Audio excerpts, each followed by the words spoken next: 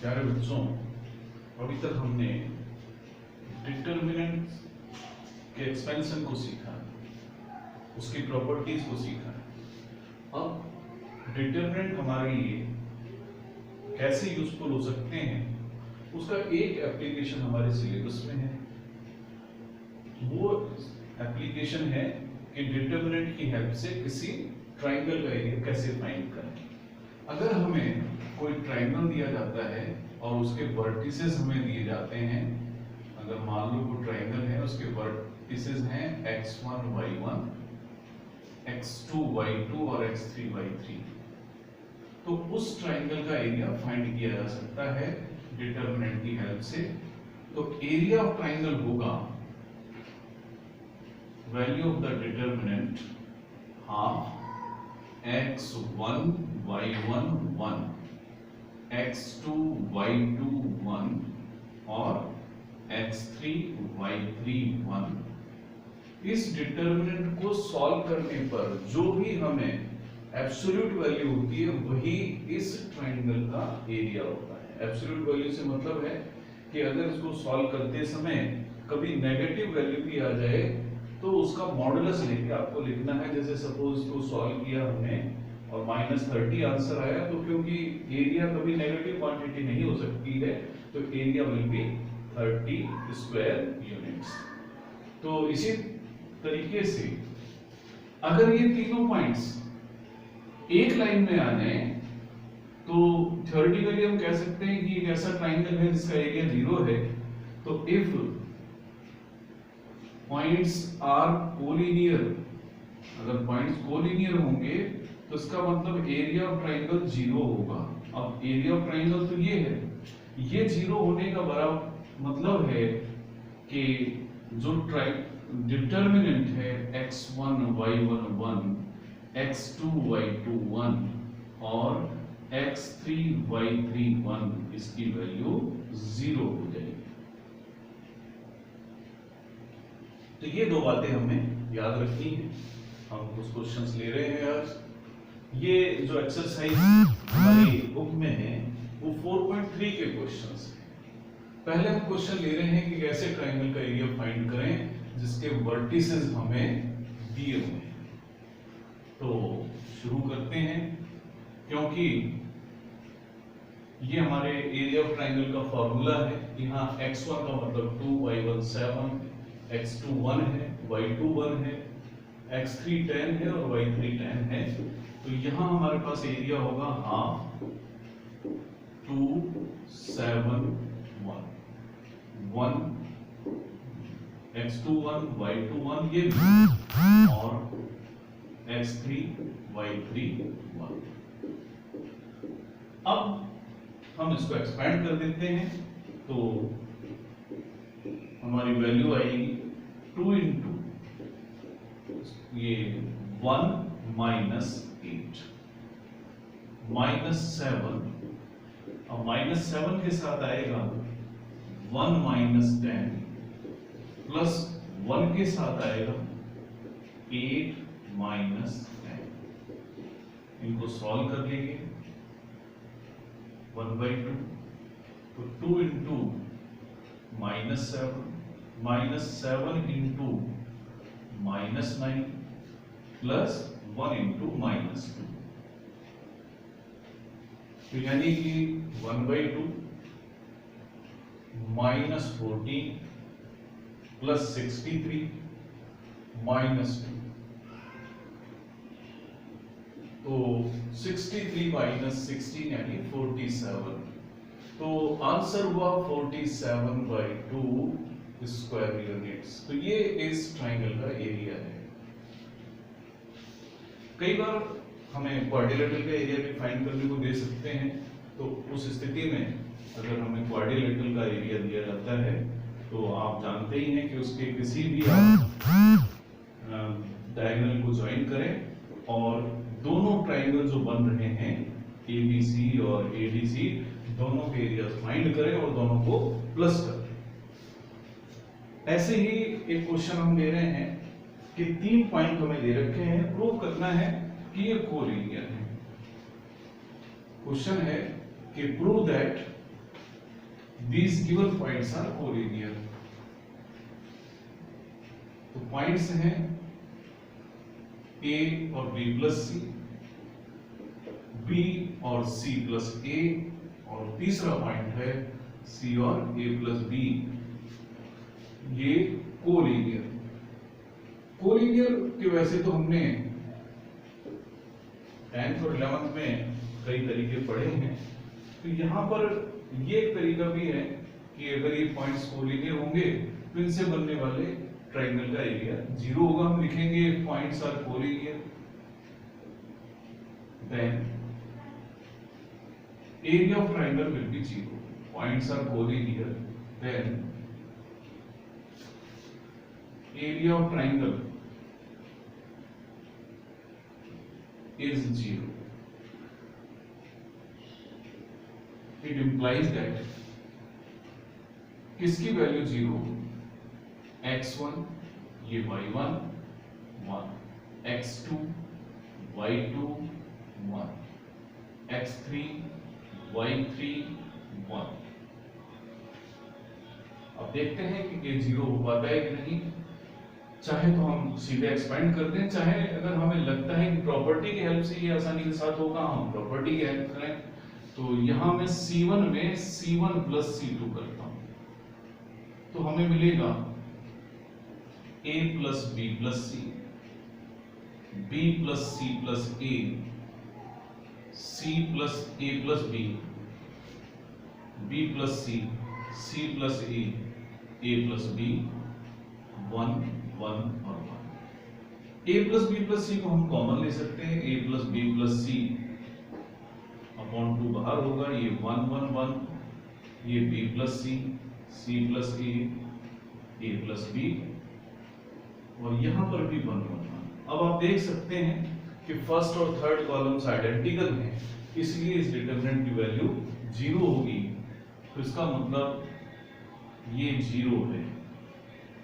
तो hence given points are collinear. तो ये कोलिनियर प्रूव करने का तरीका है, इसकी हेल्प से कई बार कंडीशन भी फाइंड कर लेते हैं। अब इसी प्रकार से कई बार हमें किसी डिटरमिनेंट की हेल्प से कंडीशन फाइंड करने के लिए भी क्वेश्चंस दिए जाते हैं। जैसे एक क्वेश्चन है कि एक ट्रायंगल का एरिया हमें गिवन है, तो उस अननोन क्वांटिटी की वैल्यू बतानी है कि अननोन क्वांटिटी की जो वैल्यू है वो क्या होगी। तो किसी ट्रायंगल के वर्टेक्स हैं 2 -6 5 4 और k 4, और उस ट्रायंगल का एरिया 35 स्क्वायर यूनिट्स। तो हमें k की वैल्यू बतानी है, k की वैल्यू क्या होगी।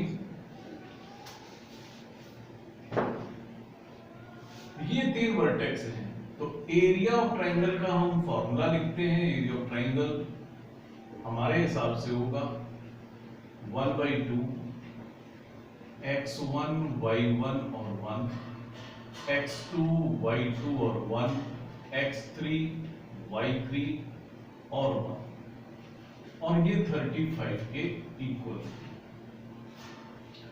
अगर हमें लगता है कि इसमें आसानी के साथ हम प्रॉपर्टी का यूज करेंगे तो प्रॉपर्टी यूज करनी है, नहीं तो हम इसको सीधा एक्सपेंड करेंगे। हम इसको सीधा ही एक्सपेंड करते हैं। हमारे पास वैल्यू आएगी 2 × 4 - 4, उसके बाद माइनस ऑफ -6 यानी कि 6, 5 - k प्लस 1 ×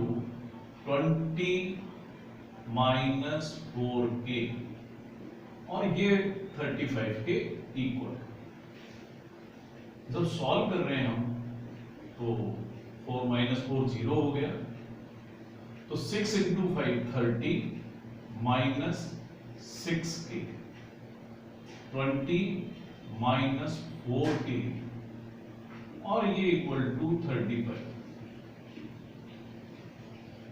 दरअसल हमें मालूम नहीं होता है कि ये जो एक्सप्रेशन है लेफ्ट साइड में, इसकी वैल्यू पॉजिटिव है कि नेगेटिव है। इसलिए जहां अननोन क्वांटिटीज हो, मालूम ना हो, तो हमें मॉडुलस ले लेना चाहिए। तो यहां हम मॉडुलस ले लेंगे जिससे कि यहां से नेगेटिव वैल्यू निकल कर ना जाए। तो अब मेरे पास बचेगा हाफ 50 माइनस 10k का मॉडुलस इक्वल टू 35। इसको मल्टीप्लाई कर तो 50 माइनस 10k 70।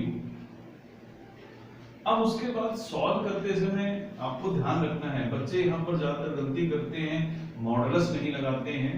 मॉडुलस जरूर लगाएं। तो 50 माइनस 10k, अब मॉडुलस हटाने का रूल ये है कि जब आप मॉडुलस हटाएं तो दूसरी तरफ प्लस और माइनस दो साइन लगाएं। एक बार पॉजिटिव साइन यूज करें, यूजिंग पॉजिटिव साइन। तो पॉजिटिव साइन अगर आप यूज करेंगे तो आपको मिलेगा 50 माइनस 10k इक्वल टू 70। तो माइनस 10k होगा उस समय 70 माइनस 50, तो माइनस 10k 20 हो, यानी कि k जो है -2। जब आप नेगेटिव साइन यूज करेंगे, नेगेटिव साइन यूज करने पर आपको मिलेगा 50 minus 10k equal to -70 minus 10k equal to -120, k हो जाएगा उस समय 12। तो यहां पर k की वैल्यू जो है, दो वैल्यूज पॉसिबल है, -2 होगा या फिर 12 होगा। तो यहां पर ये बात आपको विशेष सावधानी बरतनी है कि जो भी इस तरह के क्वेश्चंस आए आप मॉडुलस का प्रयोग जरूर करें। और मॉडुलस का प्रयोग अगर आप नहीं करेंगे तो k की जहां दो वैल्यू आनी चाहिए थी वहां सिर्फ एक ही वैल्यू आकर रह जाती है। तो ये बात आपको ध्यान रखनी है। ये क्वेश्चन k से रिलेटेड, अननोन क्वांटिटी से रिलेटेड आपको कोऑर्डिनेटिंग में मिल सकते हैं, एरिया ऑफ ट्रायंगल में भी मिल सकते हैं। और कई बार एक छोटा सा क्वेश्चन होता है कि इक्वेशन निकालें जो दो पॉइंट्स को ज्वाइन करती हो और डिटरमिनेंट की हेल्प लें उसमें। जैसे कि find the equation of line, find the equation of line joining the points 1, 2 and 3, 6, 1, 2 and 3, 6। अब इसमें डिटरमिनेंट का यूज कैसे करें?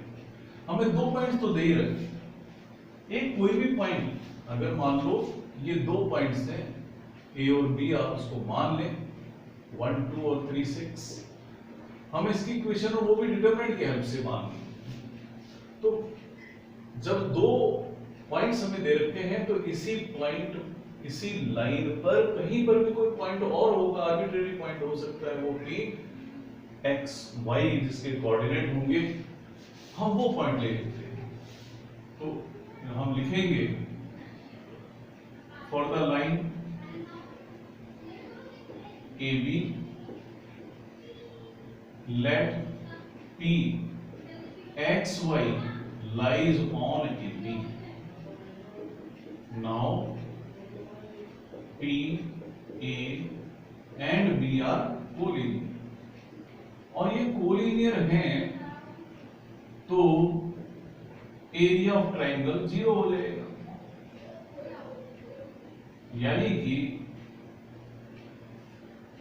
1, 2, 1, ये x1 y1 1, x2 y2 1 और x3 y3 1, इसकी वैल्यू 0 हो जाएगी। यहां मैंने 1/2 नहीं लिखा है क्योंकि 1/2 जब हम इनको प्रूव करें कोलिनियर तो उसको लिखने की इसलिए आवश्यकता नहीं है कि दूसरी साइड 0 है। इसको हम एक्सपेंड कर देते हैं तो हमें मिलेगा 1 के साथ y -6, -2 के साथ x -3 और 1 के साथ में 6x -3y equal to 0। Solve कर लेते हैं।